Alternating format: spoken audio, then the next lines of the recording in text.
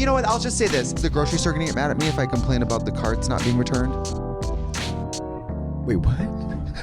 Like if I come on the podcast and complain about something or talk about something, Yeah. am I supposed to talk about no people, places, or things while I'm here? Honey, you've got a big storm coming. Hello everyone, how are you today? I hope you're having a really good day.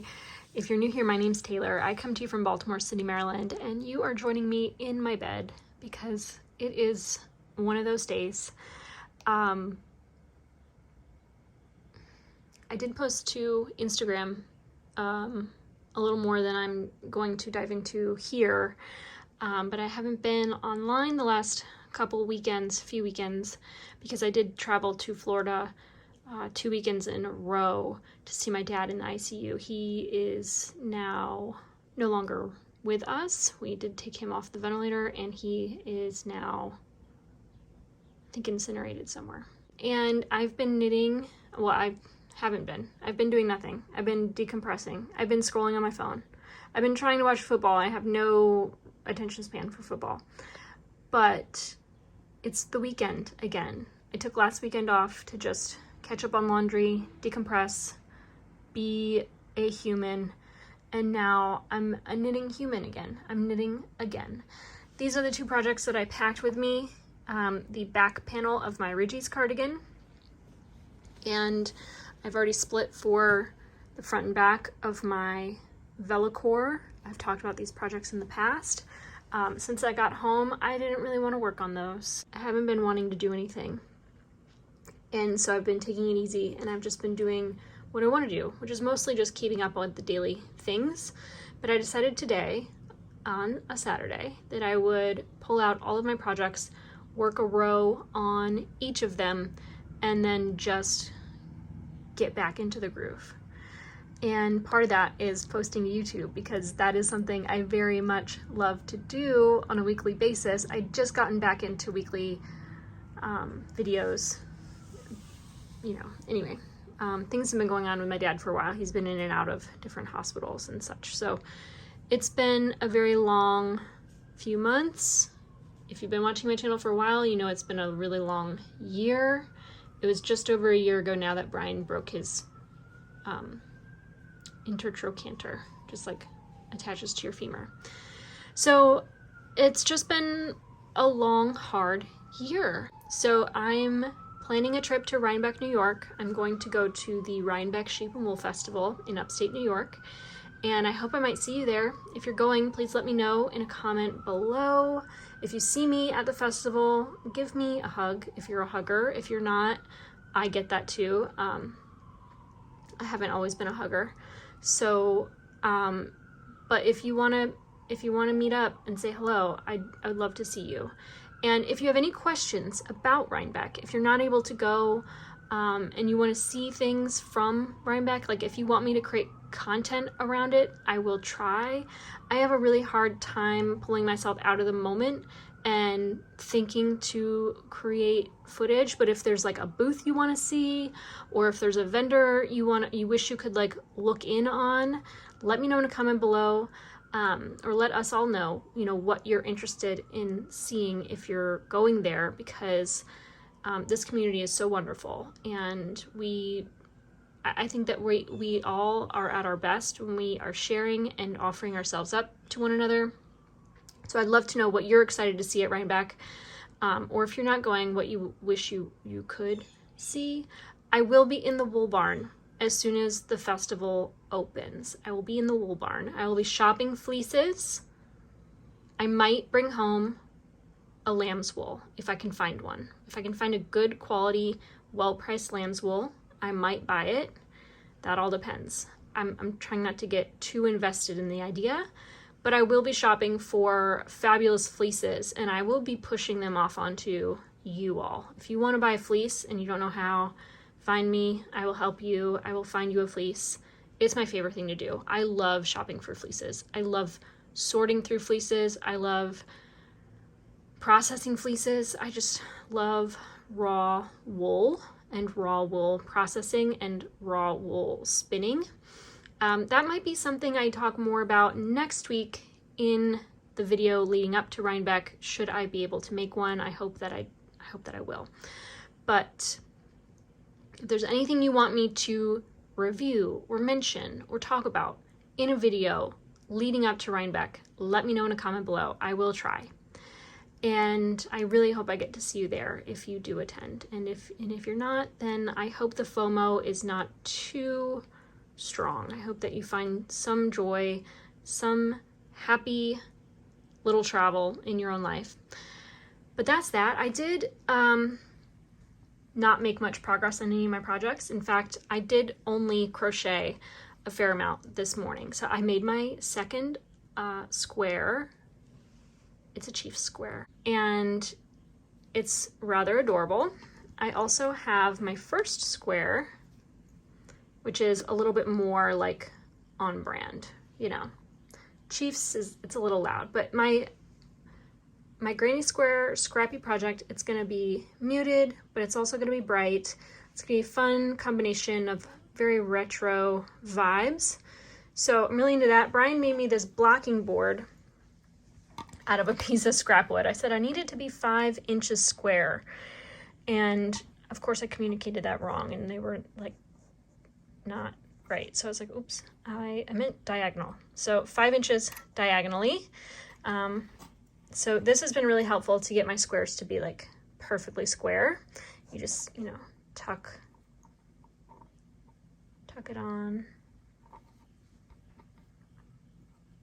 Anyway, you get the idea. I did decide, someone left, I wish I could remember exactly who, a brilliant comment. I had talked about finding gauge for the Ariana Cardigan and knitting with the size F hook and fingering weight yarn instead of worsted weight yarn.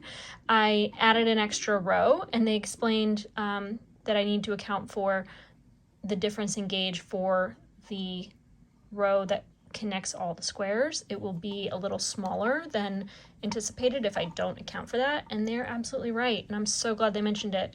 So what I did was I crocheted these 2 squares with a G hook instead of the F. So I went up a hook and I only needed the same number of rows to get approximately 5 inches. It might be a quarter of an inch shy at most. It really depends on which yarn I'm using. Most of the yarns I'm using are 2-ply Shetland wool, but I do have like a Biche and Bouche skein. It's a little lighter, and I do have like this row here is a Brooklyn Tweed Loft. It's a little heavier. So there's gonna be some squares that are like a hair wider than others, but it'll be fine. It'll work out just as well. I thought in today's video, since I don't have a lot of like creative content to share, I haven't been very creative this week or last, I thought I would share 5 of my favorite things. They are not all cosmetic related, but I'm going to share them with you, and I'm going to talk about that really quick before we go. So I pulled them out here. The first is pure gum. I'm obsessed with this gum. I don't chew gum often. I chew gum after lunch, and I chew gum after my smoothie. I also chew this gum when I'm bored, and then I find that I just get addicted to chewing it. So I try not to chew it like every day, but at work I think it's better to chew this gum than not, because it is aspartame free, which I love, but it has xylitol. I buy it at like Home Goods for like $1 less than it costs at Wegmans. But it has xylitol, and xylitol is known for statistically improving your oral health. So it's like literally the best. The next thing you do need a prescription for, but when we met our deductible last year, I made a dermatologist appointment and I got a prescription for tretinoin. I tried the like regular generic tretinoin and it did not agree with my skin. I think that there is some non-active ingredient like stearic acid or something in the formulation really irritates my skin. My skin does not like generic tretinoin. So after doing a little more research, I found this brand it's called Altrino. It only comes in one strength, 0.05, as far as I know.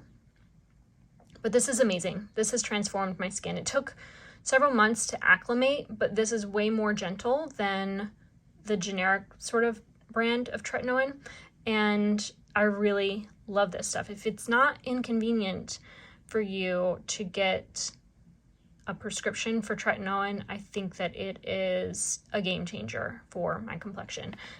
Really love that. Can't recommend it enough if you're interested. But there's that. And then I have 2 other skincare things, a cosmetic thing. You're gonna think I'm crazy. You're gonna think I'm crazy, and I don't even care. I am shamelessly putting this online. Desitin diaper cream is the greatest lip mask of all time. If you put Desitin on your mouth before bed and go to sleep, try not to get it on your sheets. You will get it on your sheets or your pillow, but it like, I mean, it can like tingle a little bit, but it hydrates your lip skin so aggressively that they are like way more plump than they've ever been, ever. I have chronically wrinkly lips. Like, my lips have always been crinkly my whole life, like chronically dehydrated. I am seeing my mouth like transform. I try to do this every night before bed. I am Brian's diaper cream queen when I go to sleep at night, and I'm so glad to have such a accommodating partner in life that doesn't care I'm wearing diaper cream on my freaking mouth. But yeah, that's literally what I do. I guess, like, don't do this if you're afraid of some, I don't know, nothing's happened to me so far. If you're a doctor or a medical researcher and you're like, hey, you could actually do severe damage to your internal organs by putting diaper cream on your mouth, then let us know. But, you know, if it's safe enough for a baby, I feel like it's safe enough for my mouth. I could be wrong.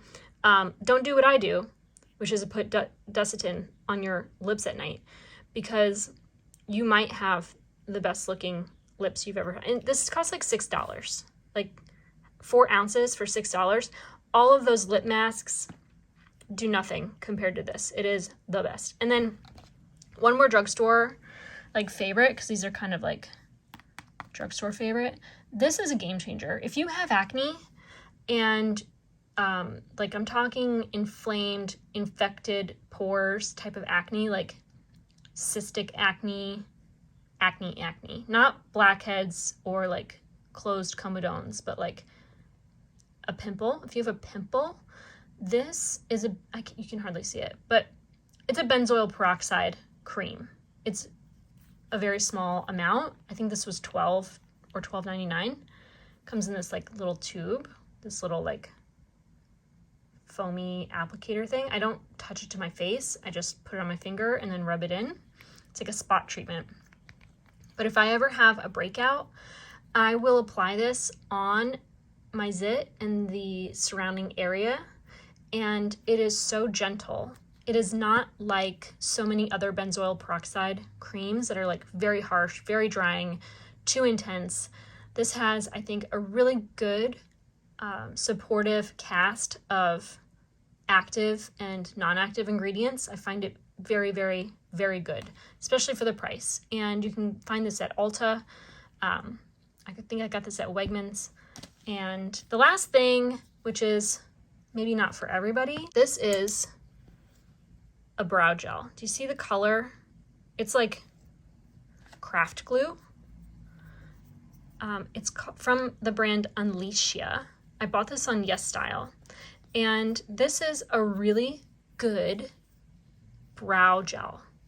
And I say brow gel loosely because it's not really like a gel. Gels are typically like clear. This goes on white if you apply too much. You have to apply very little. So I like to use a tinted brow gel first, which makes my hairs look a little like more filled out. And then I apply from the tip of this applicator, I apply a small amount to a spoolie, like a brow brush spoolie.